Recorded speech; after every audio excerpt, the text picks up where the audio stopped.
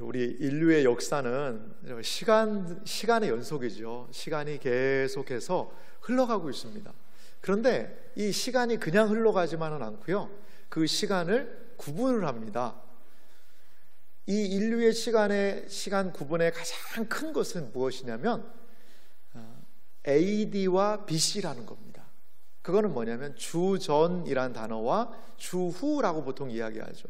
우리는 지금 몇 년이죠? 서기 2020년이죠. 그건 다른 말로 주후 2020년이 됐다라는 그런 표현입니다. 이것은 예수님의 태어나신 사건을 중심으로 우리에게 좀 말씀을 하고 있는 부분이 분명히 있거든요.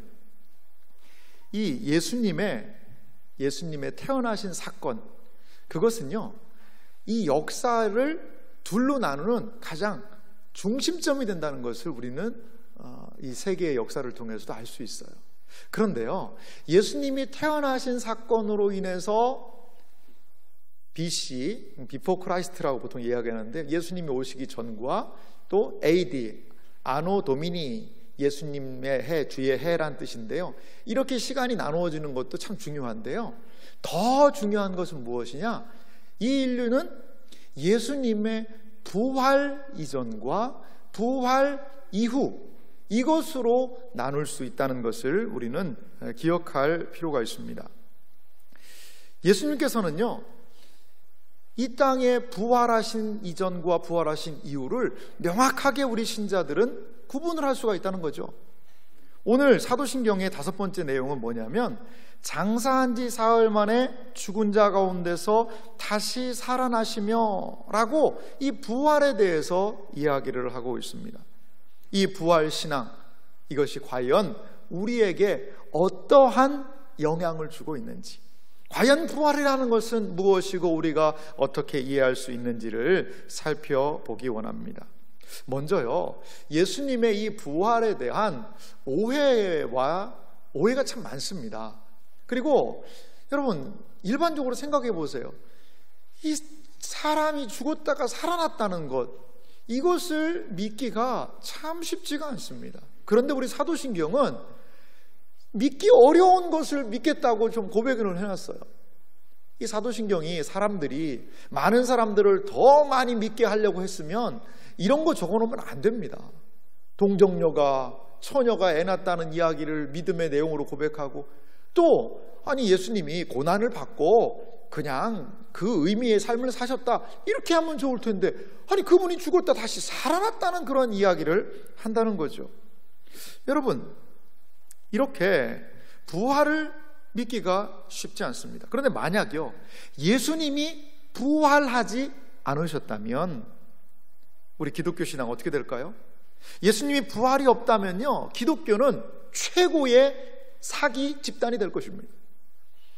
예수님의 부활이 없다면 우리의 신앙은 헛것이고요, 여전히 우리는 죄 가운데 있게 된다는 것이지요. 기독교 신앙이 송두리째 무너지고 말게 됩니다. 기독교를 무너뜨리려면 부활이 거짓말이다, 이것만 드러내면 될 것 같아요. 그러므로 부활은 기독교 신앙에 사활이 걸린 가장 중요한 일이라는 것입니다. 그런데 우리가요, 이 부활을 이해할 때 이 소생이라는 거하고 좀 구분을 해야 됩니다. 예수님은 사역을 하실 때 죽었던 사람을 살리시는 일들을 하시기도 했습니다. 예수님이 살리신 사람이 3명이거든요. 나사로, 마리아와 마르다의 오빠 나사로와 그 다음에 나인성 과부의 아들을 살리셨고요, 회당장 야이로의 딸, 이 3사람을 예수님께서 살리셨어요. 그런데 그 나사로는 부활했다라고 얘기하지는 않습니다. 그건 소생입니다. 그냥 다시 몸이 살아나서 자신의 몸의 상태가 이어지다가 다시 나사로 죽었거든요. 나사로가 지금 부활해가지고 다닌다면 안 죽을 거예요. 아마 나사로가 온 세계 다니면서 예수님이 나 살려줬다라고 아마 간증 집회하고 다닐 겁니다. 이 나사로는 지금 죽고 없거든요. 나사로는 부활이 아니라 소생이라고 한다는 것을 우리가 생각해 볼 수 있어요. 부활은 단순한 육신이 연장되는 것이 아니고요, 부활이라는 것은 새로운 몸, 부활체가 되셨다는 것이죠. 그러면 이 부활의 직접적인 증거들을 우리가 좀 몇 가지 생각해 볼 필요가 있는데요. 이 예수님이 부활하셨다는 것에 직접적인 증거가 있습니다.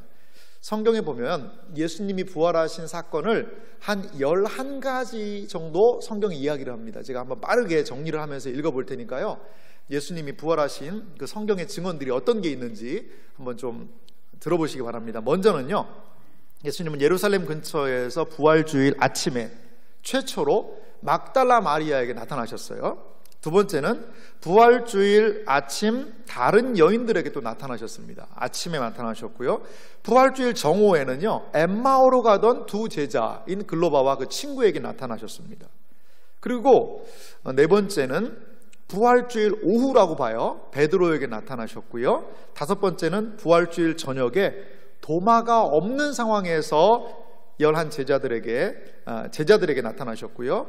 여섯 번째는 예수님은 부활주일 다음 주일에 도마를 포함한 11 제자에게 두 번째로 나타나시죠. 그리고 일곱 번째는 부활하신 예수님은 갈릴리 디베레 호숫가에서 12 제자 중 7명의 제자들한테 갈릴리 호수에서 나타나셨고요. 여덟 번째는 예수님은 갈릴리의 한 산에서 500여 명 이상의 사람들에게 나타나셨다, 이렇게 이야기를 합니다. 또한 아홉 번째는 갈릴리에서 예수님의 육신적인 동생, 예수님의 그 친동생이 있었거든요. 야고보 선생에게 나타나셨고요. 열 번째는 감람산에서 11 제자에게 나타나신 후에 승천하셨습니다. 그리고 마지막에 11번째가 있는데요, 그것은 다메섹 도상으로 가던 사도 바울에게 나타나셨다, 이렇게 이야기합니다. 고린도전서 15장 부활절을 기록하면서 사도 바울을 선생님이 이 예수님의 부활의 증인에 대해서 이렇게 설명하는 부분이 있습니다. 제가 읽어볼게요.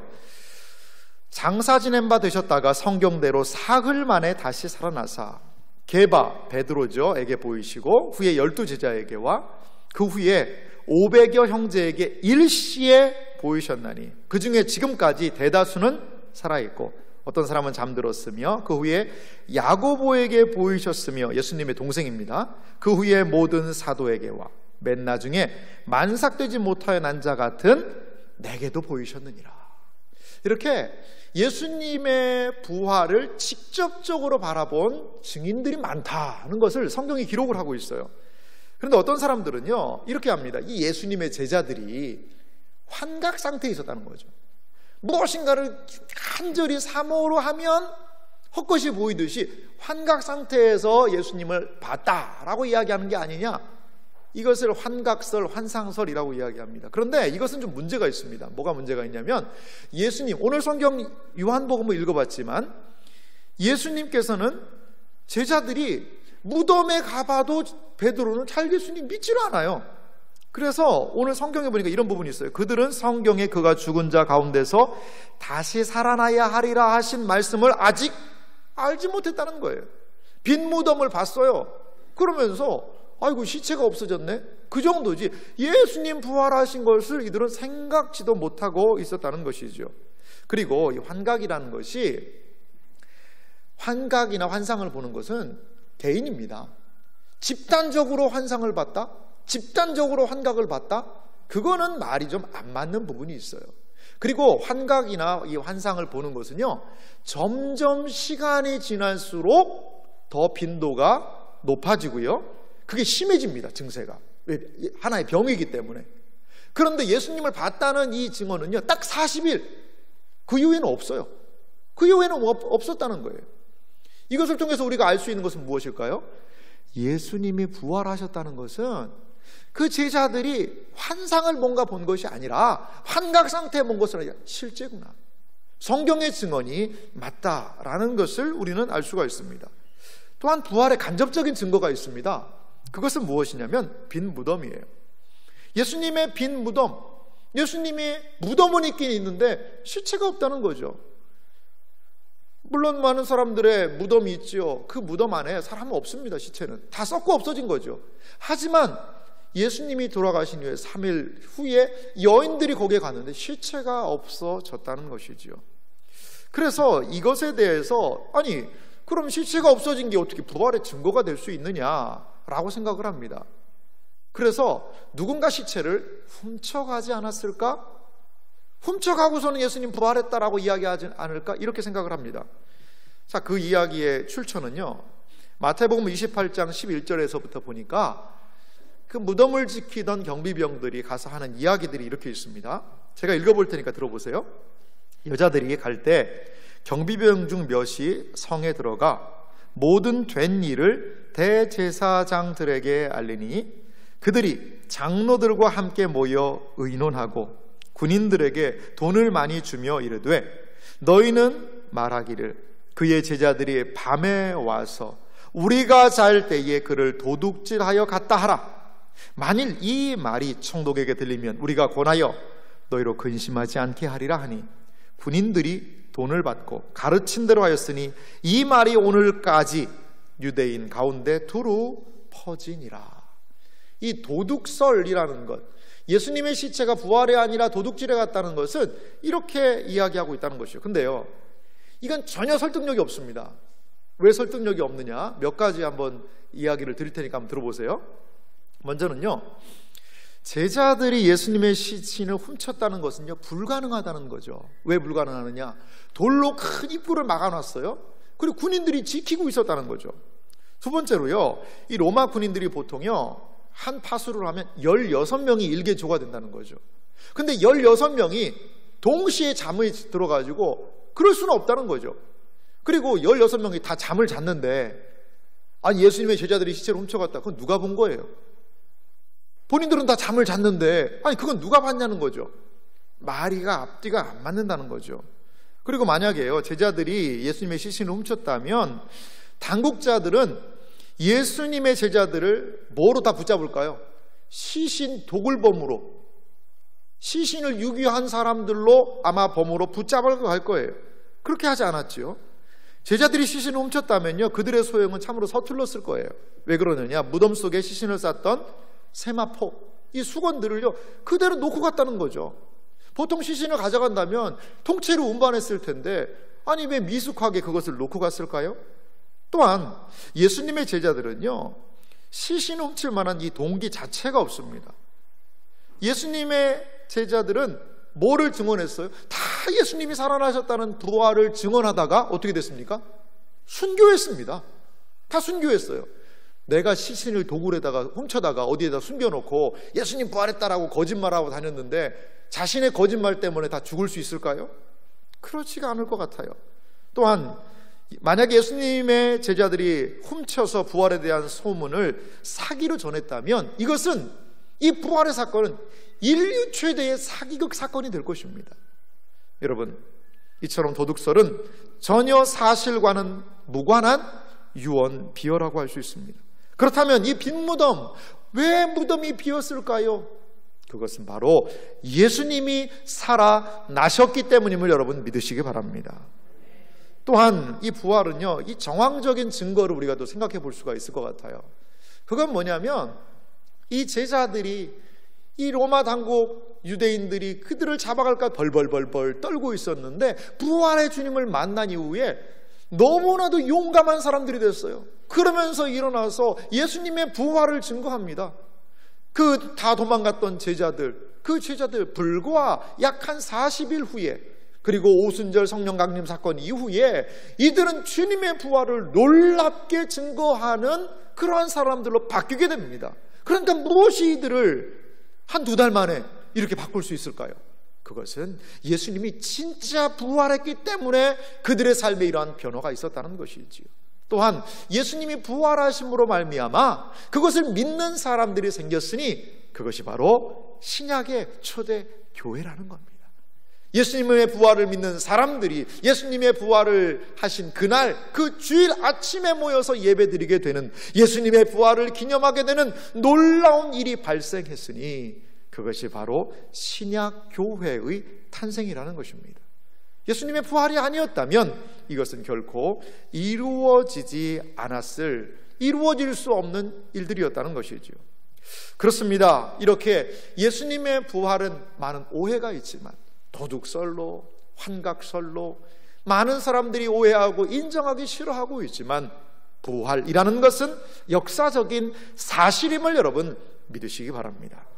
두 번째로 우리가 예수님의 부활의 이 증인들을 좀 살펴볼 필요가 있습니다. 특별한 증인들이 있는데요. 먼저는요, 그 부활의 증인으로서 이 예수님의 제자들 중에서 베드로라는 사람을 우리가 좀 살펴볼 필요가 있습니다. 여러분, 오늘 성경 본문을 통해서 우리가 살펴봤지만 베드로는 예수님의 시체가 없어졌다라는 이야기를 듣고 가장 무덤으로 막 달려가지 않습니까? 이 다른 제자는 아마 요한인 것 같아요. 요한이 젊으니까 먼저 갔죠. 근데 아마 들어가지 못하고 기다렸고, 베드로가 들어가서 그 무덤을 봤습니다. 봤을 때의 베드로의 모습이 무엇이었습니까? 예수님이 부활했구나, 할렐루야, 아멘, 그렇게 했습니까? 그냥 집에 가는 거예요. 아이고, 뭐야, 예수님 시체 없어졌네? 시체를 찾으러 가는 것도 아니요, 예수님의 말씀을 생각한 것도 아니요, 그냥 무덤덤하게 집으로 갔다라고 오늘 성경 본문이 이야기를 하고 있습니다. 그런데 부활의 주님을 베드로가 만나고 성령 강림 사건을 통하여 그것을 마음에 확신한 다음에 그는 놀랍게 변화된 모습을 볼 수 있어요. 사도행전에 보면요, 부활의 주님을 만난 베드로가 이제 가룟 유다가 죽고 나서 한 명을 더 제자를 충원해야 될 때 이러한 이야기를 하는 것이 있어요. 사도행전 말씀 제가 읽어보겠습니다. 1장 22절인데요 항상 우리와 함께 다니던 사람 중에, 이 제자의 조건이 항상 우리와 함께 다니던 사람 중에서 뽑는다는 거죠. 또 하나를 세워 우리와 더불어 예수께서 부활하심을 증언할 사람이 되게 하여야 하리라 하거늘. 여기 보십시오. 왜 제자를 뽑아요? 예수께서 부활하심을 증언할 사람이라는 거죠.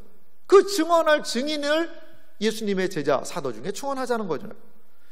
자, 그 다음에 예수님에 대해서 이 베드로가 사도행전을 통해서 설교가 등장을 하는데요. 사도행전 2장 31절과 32절에 보면 이 베드로가 오순절 성령 강림 사건 이후에 설교할 때 이런 말씀이 있어요.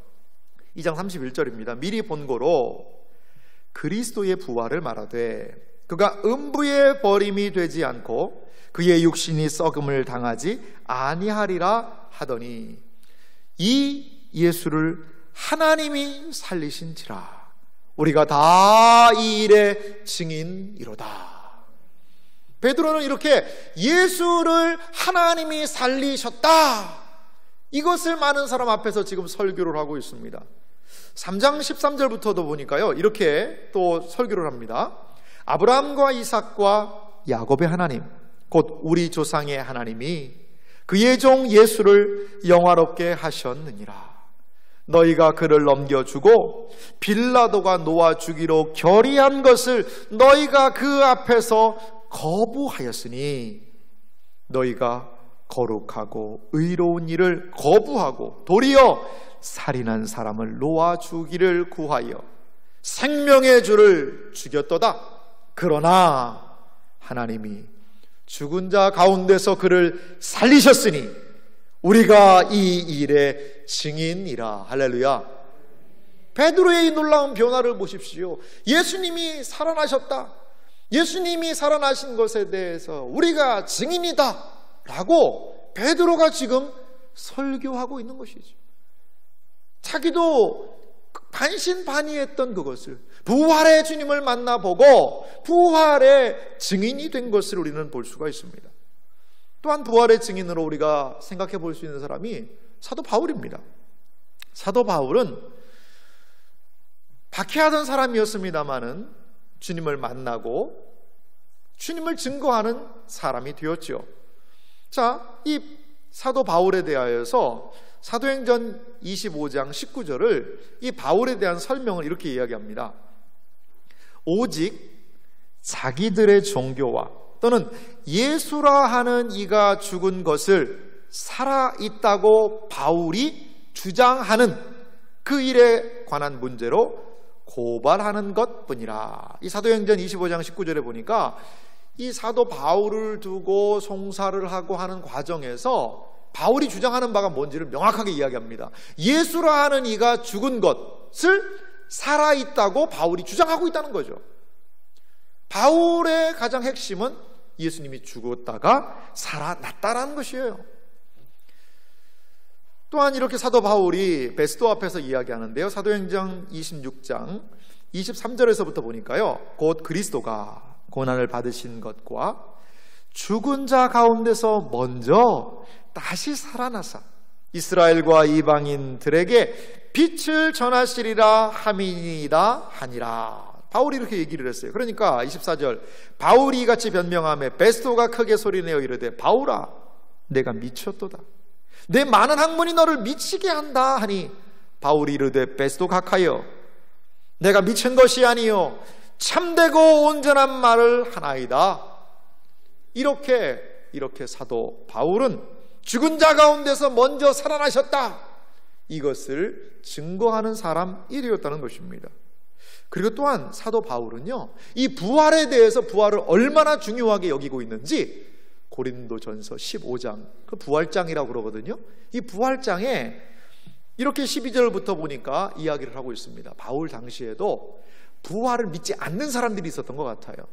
그런데 그 부활을 믿지 않는 사람들을 향하여 사도 바울 선생님이 이렇게 얘기합니다. 12절 제가 읽겠습니다. 그리스도께서 죽은 자 가운데서 다시 살아나셨다 전파되었거늘 너희 중에서 어떤 사람들은 어찌하여 죽은 자 가운데서 부활이 없다 하느냐. 만일 죽은 자의 부활이 없으면 그리스도도 다시 살아나지 못하셨으리라. 그리스도께서 만일 다시 살아나지 못하셨으면 우리가 전파하는 것도 헛것이요 또 너희 믿음도 헛것이며 또 우리가 하나님의 거짓 증인으로 발견되리니 우리가 하나님이 그리스도를 다시 살리셨다고 증언하였습니다. 만일 죽은 자가 다시 살아나는 일이 없으면 하나님이 그리스도를 다시 살리지 아니하셨으리라. 17절에 이렇게 얘기합니다. 그리스도께서 다시 살아나신 일이 없으면 너희 믿음도 헛되고 너희가 여전히 죄 가운데 있을 것이요 만일 그리스도 안에서 우리가 바라는 것이 다만 이 세상의 삶뿐이면 모든 사람 가운데 우리가 더욱 불쌍한 자이리라. 20절 말씀을 같이 한번 읽어볼까요? 같이 한번 읽겠습니다. 그러나 이제 그리스도께서 죽은 자 가운데서 다시 살아나사 잠자는 자들의 첫 열매가 되셨도다. 할렐루야. 그렇습니다. 사도 바울이 복음을 증거하는 가장 중요한 핵심, 그것은 예수 다시 사셨네. 예수님이 십자가에 달려서 우리의 죄 때문에 죽으셨지만 그분이 다시 살아나셨습니다. 이것이 바로 사도 바울이 증거한 복음의 핵심이었다는 것입니다. 사랑하는 성도 여러분, 우리가 믿는 이 기독교 신앙의 핵심이 무엇일까요? 예수님을 좀 믿고 조금은 좀 착하게 살고 조금은 좀 좋은 일도 많이 하고 조금은 좀 우리도 이 세상에 살 때에 사람들에게 착하다는 소리 좀 듣고 삽시다. 아니요, 그렇지 않습니다. 예수 그리스도께서 우리의 죄로 인하여 죽으셨다는 것, 이것이 우리가 믿는 믿음입니다. 또한 우리는 무엇을 믿는 사람들입니까? 이 예수님께서 나의 모든 죄를 용서하시고 부활하셔서 우리로 하여금 예수 그리스도를 부활의 주님으로 믿게 하신다. 이것이 복음의 가장 중요한 내용이라는 것을 여러분 믿으시기 바랍니다. 여러분, 부활의 참된 의미가 무엇일까요? 부활의 참된 의미는 바로 예수님이 하나님의 아들이시라는 거예요. 이 예수님께서 부활하심으로 인하여서 예수님께서 하나님의 아들이심이 분명히 드러나게 되었다는 것입니다. 예수님께서는요, 자신의 삶을 통하여서, 예수님께서는 이 땅에 계실 때 이적들을 통하여서, 또한 교훈과 많은 상황을 통하여서 예수님께서 하나님의 아들이심을 드러내 보여주셨습니다. 하지만 부활보다도 예수님이 하나님의 아들이라는 것을 더욱더 확실하게 증언하는 것은 없다는 것입니다. 예수님은 부활하심으로 인하여 한낱 인생이 아니요 한낱 사람만이 아니요 진정한 하나님이시고 죽음의 권세를 이기시는 분이시라는 것을 우리에게 드러내 보여주고 있습니다. 또한 부활은 어떤 의미가 있을까요? 부활의 의미는 예수님이 죽음을 정복하셨다는 것입니다. 모든 인간에게 군림하는 최대의 세력, 최대의 두려움을 주는 것이 무엇일까요? 그것은 바로 죽음입니다.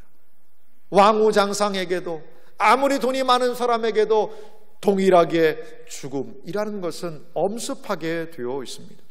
이제까지 죽음을 이긴 인간은 아무도 없었습니다. 하지만 그리스도께서는 죽음을 이기셨습니다. 예수님의 부활은 죽음을 정복했다는 사실을 우리에게 보여주고 있습니다. 부활은 인류의 최대 원수인, 인류가 최대로 두려워하는 이 죽음의 문제를 해결한 사건임을 여러분 기억하시기 바랍니다. 그러므로 예수 그리스도의 부활은 죽음 아래 종로로 타고 죽지 않으려고 살아가는 이 세상의 많은 사람들에게 그 죽음의 노예 안에서, 그 죽음의 두려움 안에서 진정한 해방을 준 사건임을 여러분 기억하시기 바랍니다. 고린도전서 15장 부활장에서 이렇게 이야기하는 부분을 볼 수 있습니다. 15장 55절입니다. 사망아, 너의 승리가 어디 있느냐? 사망아, 내가 쏘는 것이 어디 있느냐? 사망이 쏘는 것은 죄요, 죄의 권능은 율법이라. 우리 주 예수 그리스도로 말미암아 우리에게 승리를 주시는 하나님께 감사하노니. 지금까지는 사망이 왕노릇하며 사망이 승리하는 삶을 살았습니다. 하지만 이제는 사망이 쏘는 화살, 사망의 그 독침이 없어져 버렸다는 것입니다.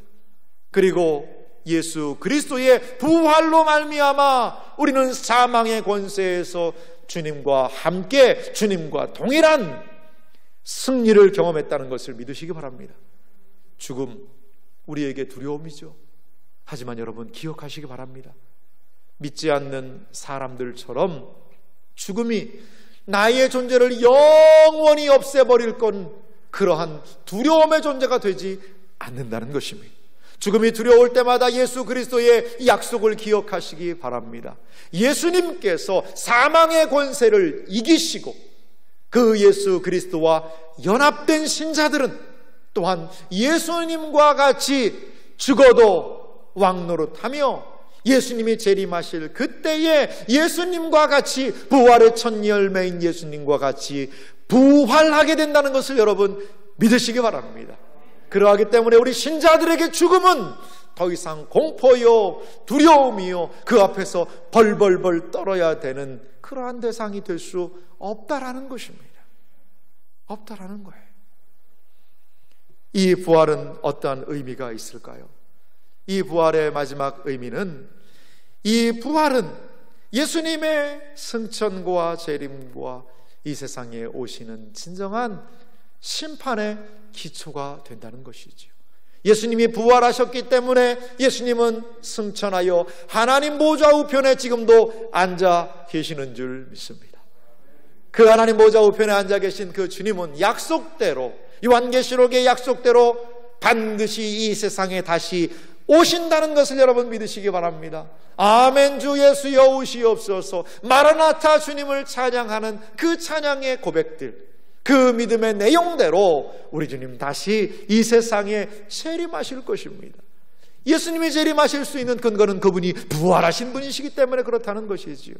그분은 또한 약속대로 이 세상을 분명히 심판하신다는 것입니다.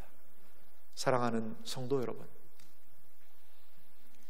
이 부활절 아침에 우리가 살펴본 이 부활의 이야기, 세상에 많은 사람들은 그것을 믿지 않는 사람들이 너무나 많이 있습니다. 하지만 우리의 마음 가운데 이 부활의 주님에 대한 온전한 믿음이 있기를 간절히 소망합니다. 그래서 사도 바울 선생님은 고린도전서 15장 부활의 장을 마무리하며 이 부활을 믿고 아는 심령들, 그들에게 마지막으로 이렇게 권면하고 있습니다. 고린도전서 15장 58절의 말씀을 부활을 의지하고 신뢰하는 성도들을 향한 말씀으로 기억하며 우리 좀 한 목소리로 읽어보도록 하겠습니다. 고린도전서 15장 58절 말씀을 같이 한 목소리로 읽겠습니다. 그러므로 내 사랑하는 형제들아, 견실하며 흔들리지 말고 항상 주의 일에 더욱 힘쓰는 자들이 되라. 이는 너희 수고가 주 안에서 헛되지 않은 줄 알미라. 아멘. 그렇습니다. 부활을 아는 사람들, 부활을 믿는 사람들, 부활을 의지하고 신뢰하는 그 사람들은 이렇게 견실하며 흔들리지 않고 항상 주의 일에 힘쓰며 우리의 수고가 주 안에서 결코 헛되지 않은 줄을 아는 삶을 살아가야 할 줄 믿습니다. 사랑하는 성도 여러분, 우리는 부활의 아침을 기다리는 사람들입니다. 우리는 누구이며 무엇을 믿는 사람들입니까? 바로 예수님의 부활하심을 믿는 사람들입니다. 부활은 우리의 믿음의 내용이요, 부활은 우리의 믿음의 토대이며 또한 우리에게 영원한 약속을 주는 놀라운 하나님의 방편이라는 것을 기억하시기 바랍니다.